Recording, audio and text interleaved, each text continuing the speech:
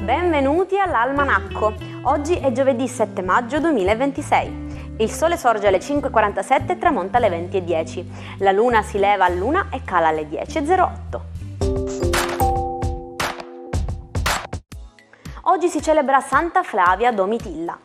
Vissuta tra il I e il II secolo, le cronache raccontano della sua ferma fede cristiana che le costò la deportazione sull'isola di Ponza sotto l'imperatore Diocleziano, dove affrontò lì un lungo martirio. Oggi 7 maggio è la giornata internazionale dei planetari. Dal 1923, anno della prima proiezione moderna, il planetario è diventato uno strumento insostituibile per la divulgazione scientifica. Ci permette di viaggiare tra le galassie restando seduti, rendendo l'astronomia un'esperienza magica e accessibile a tutti. Barbara D'Urso spegne oggi 69 candeline.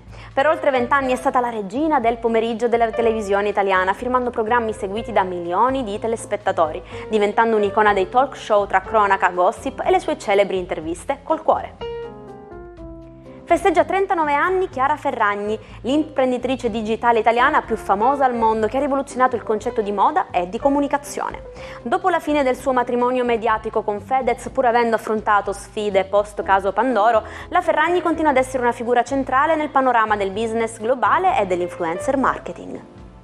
E infine compie 50 anni il rugbista catanese Andrea Lo Cicero. Il barone storico pilone della nazionale con 103 presenze ha saputo trasformare la sua grinta sportiva in passione per la terra. Dal 2014 è infatti un apprezzato volto televisivo che ci insegna i segreti del giardinaggio con programmi green e della vita con programmi di cucina. Il 7 maggio 1824 al Theater am Karnertor di Vienna il mondo ascoltò per la prima volta la nona sinfonia di Beethoven. Fu un successo travolgente. Il pubblico regalò al genio tedesco ben 5 standing ovation. Beethoven, quasi completamente sordo, dovette essere voltato verso la platea per vedere, non potendo udire, l'entusiasmo immenso per il suo capolavoro. Musica senza cuffie e senza disturbare nessuno? Il futuro dell'audio è nei fasci ultrasonici. Un team di scienziati ha infatti sviluppato dispositivi che proiettano il suono solo in una piccolissima regione dello spazio. Se vi spostate di pochi centimetri il silenzio tornerà assoluto. Immaginate di guardare la TV a tutto volume di notte mentre chi vi sta accanto dorme beatamente. Un'innovazione sicura che promette di rivoluzionare il nostro modo di vivere agli ambienti condivisi. Il 7 maggio 1921 nasceva una leggenda olfattiva, Chanel numero 5. Tra 24 campioni proposti dal profumiere Ernst Box, Coco Chanel scelse il quinto. Fu una miscela rivoluzionaria che per la prima volta univa essenze naturali preziose come gelsomino e rosa e alle aldei di essenze sintetiche, regalando al profumo una persistenza e una modernità mai viste prima. Avete mai sentito l'espressione "like a monkey on the rock"?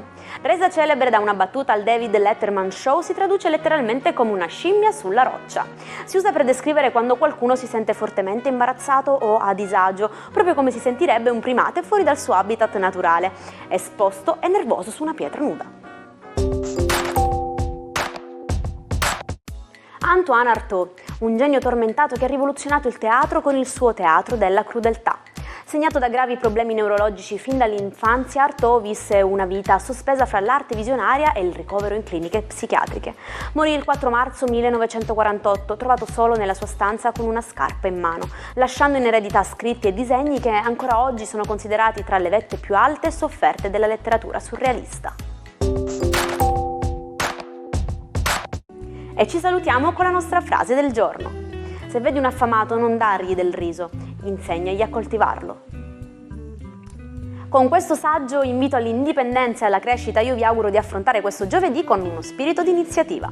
Grazie per essere stati con me, ci vediamo domani per una nuova puntata dell'Almanacco. Buona giornata dalla vostra Jaire.